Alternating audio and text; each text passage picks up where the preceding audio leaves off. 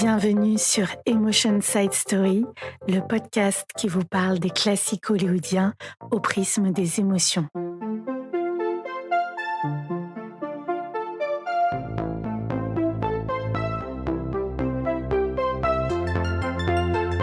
Le film dont nous allons parler cette semaine est Bluebird's Eighth Wife, la 8e femme de Barbe Bleue en français. Un film de 1938 réalisé par Ernst Lubitsch avec Claudette Colbert, Gary Cooper, David Niven et Edward Everett Horton. L'action se déroule en France, et notamment sur la Côte d'Azur. Nous avons un riche homme d'affaires insomniaque et 7 fois divorcé, Michael Brandon, interprété par Gary Cooper, qui va tomber amoureux d'une fille d'aristocrate sans le sou, Nicole Deloiselle, jouée par l'irrésistible Claudette Colbert. Bluebird's Eighth Wife nous raconte une histoire d'amour, certes, mais c'est un récit peu conventionnel et surtout très drôle.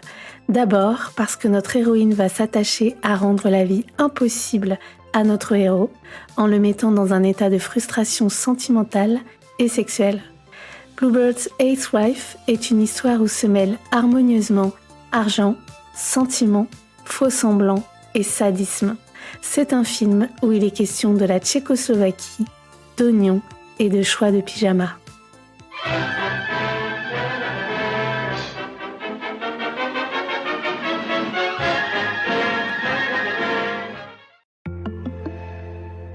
Au sommaire cette semaine.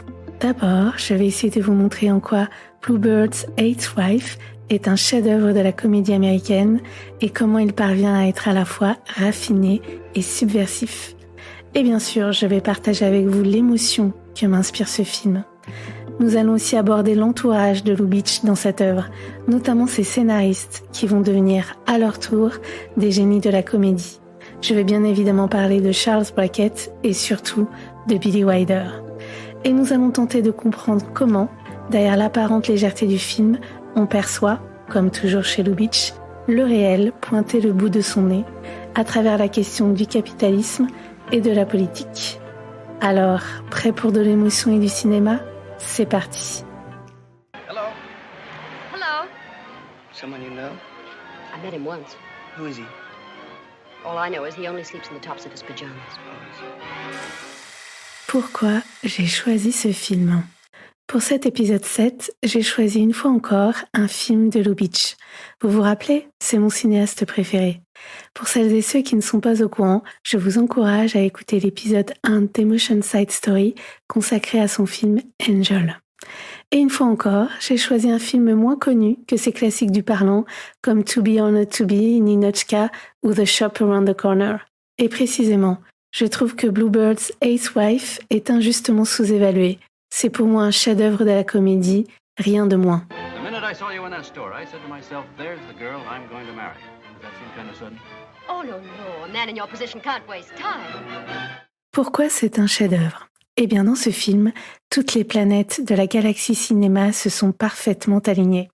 Nous avons donc un cinéaste de génie, Ernst Lubitsch, maître incontesté de la comédie dite légère. Nous avons des scénaristes débutants, mais qui vont devenir des champions dans leur catégorie, Billy Wilder et Charles Brackett, dont un, Billy Wilder, qui va lui aussi devenir un immense cinéaste. Des interprètes fabuleux, Gary Cooper, excellent dans le rôle du millionnaire redouté et redoutable, mais en réalité peu sûr de lui, et surtout, une Claudette Colbert tout simplement irrésistible, tour à tour virevoltante, charmante, sadique, mais surtout qui sait ce qu'elle veut et qui va l'obtenir. Well, a beautiful lady buys a pair of pajamas for a gentleman. She has no husband, she has no brother. Voilà. Voila, what? A lady in love. Ah. Rien que la scène d'ouverture suffit à faire de ce film une merveille.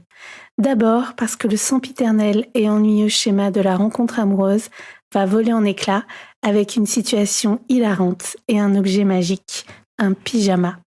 Rien que cette information devrait suffire à vous donner envie de voir ce film si ce n'est déjà fait. Dans cette scène d'ouverture, nous avons tout. L'absurde, la drôlerie, les sous-entendus érotiques et une vision du capitalisme assez désopilante. Mais je vais m'arrêter là pour ne pas trop gâcher le plaisir. Quelle émotion m'inspire ce film ? Bluebeard's Ace Wife évoque la frustration. Selon le Robert, la frustration est, je cite, « se sentir privé d'une satisfaction ». Fin de citation. On considère que la frustration est une émotion secondaire, car elle résulte le plus souvent d'une combinaison de deux autres, la tristesse et la colère. En effet, la frustration est un sentiment d'impuissance qui apparaît quand sa volonté ou certains désirs ne peuvent s'accomplir. Plus les désirs de l'individu, comme l'opposition qui survient, seront importants, et plus forte sera la frustration. Dans ce film, c'est Michael Brandon, joué par Gary Cooper, qui fait l'expérience de la frustration. Une frustration sciemment voulue, organisée, amplifiée par sa femme Nicole Deloiselle, interprétée par Claudette Colbert. Une frustration que nous qualifierons pour l'essentiel de sentimentale et sexuelle. En effet, Nicole, après avoir accepté de l'épouser, va lui refuser toute démonstration de tendresse ou d'amour pour lui faire payer son arrogance et sa croyance dans le fait que l'argent peut tout acheter. Évidemment, cette frustration sera la source de beaucoup de situations et d'effets comiques. On voit Michael ruminer, Michael donner la fessée, Michael sangler dans une camisole de force, Michael obtenir un baiser de sa femme, mais un baiser saveur oignon. Huh, so you thought you could master Michael Brandon, eh? Kiss me, Oh, what does a nice girl say, eh? please. Please. That's better. If you're going to talk to me like that, okay. Nicole va s'assurer que Michael n'obtienne jamais satisfaction. Et c'est un tel succès que l'on voit peu à peu notre millionnaire autoritaire perdre pied, si ce n'est la raison. En tant que spectateurs et spectatrices, nous assistons à une bataille réjouissante, à base d'amour, d'ego et de ressentiment. Un cocktail jouissif qui va se terminer dans la clinique psychiatrique du professeur Ourgantzeff. Il faut noter que par la frustration opérée par Nicole, notre héroïne garde le contrôle de la situation tout au long du film. Enfin, à de rares exceptions près. La frustration se résout seulement quand Nicole décide que Michael a suffisamment été puni, et c'est là que le mariage peut enfin vraiment commencer. De bonnes fées au chevet de ce film. Comme évoqué au début de l'épisode, Lubitsch va s'entourer de deux scénaristes débutants à Hollywood, Billy Wilder et Charles Brackett, et grand bien lui en a pris, car cela va donner ce film, mais aussi un autre chef-d'œuvre réalisé 1 an plus tard, Ninotchka, avec Greta Garbo. Le trio Lubitsch, Wilder, Brackett va produire une alchimie fabuleuse, fondée sur l'inventivité et une certaine subversion, plus ou moins masquée. On croise dans ce film de subtiles allusions au sexe ou à la politique. Voici un exemple que j'aime particulièrement. Quand au début du film, Michael souhaite acheter uniquement un haut de pyjama, l'employé doit demander l'autorisation à sa hiérarchie, ce qui va donner une scène muette et hilarante. Cette séquence se conclut quand on finit par réveiller le PDG dans sa luxueuse demeure. Il dort en haut de pyjama, bien évidemment, et en entendant cette demande inhabituelle, il va s'exclamer, indigné « What? Oh, no, no, never, never. Well, that is communism. » Pour moi, c'est l'une des plus grandes répliques du cinéma. Si vous avez écouté l'épisode 5 d'Emotion Side Story, consacré à The Apartment de Billy Wilder, vous savez à quel point celui-ci vaut une immense admiration à Lubitsch. Dans ce film, les 3 compères se sont nourris les uns les autres de leurs talents respectifs. C'est du win-win-win. Et surtout, le traitement de l'histoire se fonde sur une règle à laquelle ni Wilder ni Lubitsch n'a jamais dérogé, le profond respect pour l'intelligence du spectateur. Des seconds rôles à croquer. Vous connaissez peut-être ce fameux adage de Hitchcock, plus le méchant est réussi et plus le film est réussi. À cette illustre formule, j'ajouterais que plus les seconds rôles sont réussis, plus le film est réussi. Et dans Bluebeard's Ace Wife, les seconds rôles sont merveilleux. Comme presque tous les personnages de Lubitsch, ils n'ont pas une moralité à toute épreuve, mais on ne peut s'empêcher de les adorer. Je vais m'attacher aux 2 principaux seconds rôles du film. D'abord, le père de Nicole, joué par ce génie de la comédie qu'est Edward Everett Horton, malheureusement un peu oublié aujourd'hui. C'est l'un des acteurs fétiches de Lubitsch. On peut le voir dans Design for Living, dont le titre français est Sérénade à 3, et Trouble in Paradise, Haute Pègre. Would you be interested in buying a bathtub? A what? I have in my possession one of the glories of France, the one and only bathtub of Louis XIV. Sorry, I use a shower. Oh, but you wouldn't have to use it as a tub. You could put it in your library, use it as an ashtray. Always throw my ashes on the carpet. Carpet? Carpet? I could sell you a carpet. Dans Bluebeard's Eighth Wife, ses mimiques, ses punchlines, les roulements de ses yeux, la tonalité de sa voix, tout est motif à rire. Il joue un père intéressé, snob, cupide, escroc, coureur de jupons, et il est délicieux de drôlerie. David Niven est tout aussi formidable dans le rôle de l'ami poltron de Nicole. David Niven est pour sa part passé à la postérité en faisant par la suite une éblouissante carrière. Comme vous le savez peut-être, il symbolise le gentleman britannique des années 50 et 60. D'ailleurs, le créateur de James Bond, Ian Fleming, ne s'y est pas trompé en imaginant David Niven dans le rôle de son espion. Dans Bluebeard's Eighth Wife, il joue l'un de ses premiers rôles et son interprétation est bluffante de fantaisie. La scène où il tape à la machine à écrire est à hurler de rire. You can't talk to me like that. I should hope not. Well, don't worry, I'll show him. Good. Well, good morning. Morning. David Niven joue le rôle d'Albert de Régnier, ami de Nicole mais aussi employé de Michael. C'est aussi un aristocrate qui ne sait rien faire de ses 10 doigts, lâche, feignant, falot et pourtant terriblement attachant. Et ceci, on le doit au talent des interprètes, mais aussi à la remarquable direction d'acteur de Lubitsch. Un film éminemment politique. Pour celles et ceux qui connaissent les films de Lubitsch, l'argent et le sexe relèvent des mêmes ressorts. Ils sont les principaux moteurs des désirs des personnages. Et ce qui pourrait être sordide devient drôle et réjouissant avec Lubitsch. Évidemment, Bluebeard's Eighth Wife ne fait pas exception. L'argent, le capital, est détenu par Michael Brandon, un nouveau riche américain, qui suit en direct les cours des matières premières, qui vend et qui achète des usines par téléphone. House Pacific Limited. Fine, sell it. Add another $500,000 and buy Gusher Petroleum to the whole amount. Yeah. Did you get an estimate on the tin factory at Prepay? $2,125,000? It's a bargain. Buy it.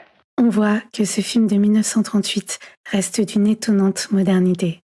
Et en face de ce nouveau riche, nous avons les anciens riches, l'aristocratie désargentée, incarnée par le marquis de Loisel, le père de Nicole. Le marquis veut l'argent, Michael le sait, et il est prêt à en donner en échange de sa fille Nicole. Sauf que Nicole, et on la comprend, refuse de servir de marchandise. Et ce, même si elle est amoureuse de ce Michael Brandon, incapable de raisonner autrement que par la logique du marché. Lui, qui achète les femmes comme il achète le pétrole. Ce qui est remarquable, c'est que pour moi, Nicole va mener un combat féministe pour triompher de cette logique de marché. Elle va démontrer que ses désirs à elle comptent tout autant que ceux des hommes. Et à la manière de certains mouvements féministes qui font la grève du sexe pour faire pression sur les hommes, Nicole va retourner les armes de Michael contre lui. Elle aussi va utiliser son capital, c'est-à-dire son corps, pour briser cette logique de marché. Avec Lubitsch, tout est dit sans le dire. Le sexe est au cœur des transactions économico-affectives. C'est un fait non discutable dans une société patriarcale. Mais comme toujours chez Lubitsch, c'est un combat qui ne dit pas son nom. Cela relève de l'implicite. Ce capitalisme est aussi exposé via les rapports employeur-employé, notamment dans la relation très amusante qui se joue entre Michael et Albert de Régnier. On le voit aussi à travers une ribambelle d'employés qui sont en quelque sorte des Janus, obséquieux si vous êtes pourvu d'un gros porte-monnaie et méprisants si vous ne pouvez plus payer les factures. The method of Professor Urganzev. What's that? Well, you take a long word like Czechoslovakia, for instance, and you spell it backwards. I can't even spell it forward. C'est un film éminemment politique aussi dans les allusions à la situation de l'Europe en 1938. Pour combattre l'insomnie dont souffre Michael, il doit répéter à l'envers le mot Tchécoslovaquie. Cela est censé faciliter l'endormissement, une méthode infaillible de l'éminent professeur Urganzev. Un mot qui n'est pas choisi au hasard en 1938, année où Hitler menace d'envahir la Tchécoslovaquie et où l'Europe se couche, s'endort, en abandonnant le pays à son triste sort avec les accords de Munich. Une comédie sadomaso. Oui, c'est possible en 1938, en tout cas chez Lubitsch, d'avoir une authentique histoire d'amour mêlée de sadisme et le tout avec finesse et drôlerie. Et contrairement à 50 Shades of Grey, dont ce film réalisé il y a plus de 80 ans, c'est la femme qui tient les rênes de l'action et qui tient le héros masculin entre ses mains. Dans ce couple, il y a des coups. Des coups donnés des deux côtés. Et à la fin, Nicole, qui est la plus brutale, soigne avec beaucoup de tendresse les blessures de son mari. Dans cette comédie, Claudette Colbert va littéralement dresser Gary Cooper, en allant jusqu'à lui faire porter une camisole de force pour lui faire reconnaître qu'il est amoureux de sa femme et qu'elle est son égale. Why do you think a woman puts a man into a straitjacket? Because she loves him. Love? You're a fine one to be talking about love. Wouldn't be my wife when you should have been. The only kiss I got out of that marriage was smothered in onions. Un film où l'on joue à faire semblant. Dans ce film, l'amour est un sport de combat, au sens littéral du terme. En faisant la grève du sexe, Nicole veut par la frustration faire reconnaître à Michael qu'elle n'est pas un objet, une marchandise dont il peut disposer à sa guise.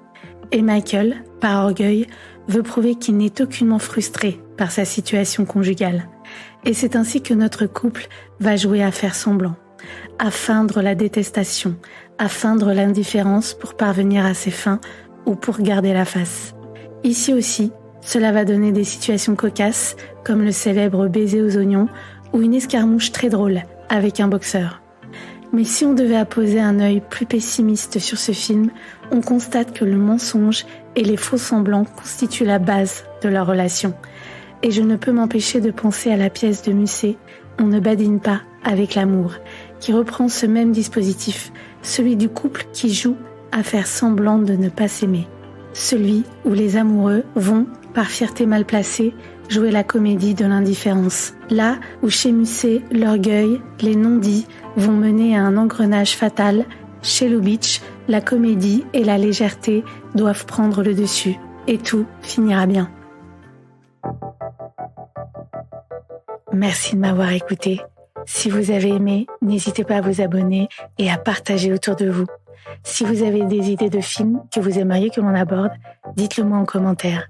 En attendant, on se retrouve la semaine prochaine pour un nouvel épisode de Emotion Side Story. D'ici là, n'oubliez pas de plonger dans le bain des émotions et du cinéma.